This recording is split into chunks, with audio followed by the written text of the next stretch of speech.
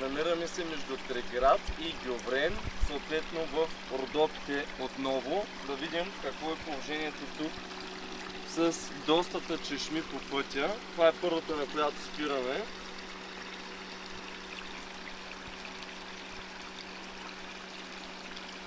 Виждаме, че тук ПК-то е около 8, което е окей.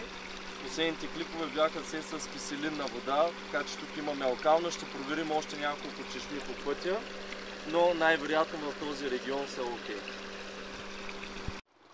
На следващата отбивка има няколко чешми. Тук, там също. Сега ще ги примерим и двете. Предполагам, че ще е едно и също.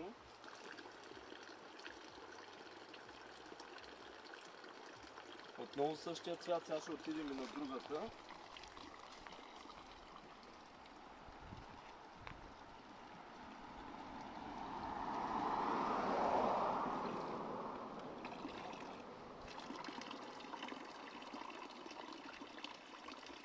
И тук водата е алкална, около 8 и нещо. Намираме се на още една чешма по пътя, да видим какво е положението. Всички иначе са с така доста студена вода.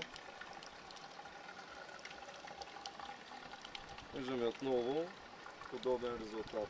Също алкална, което е супер.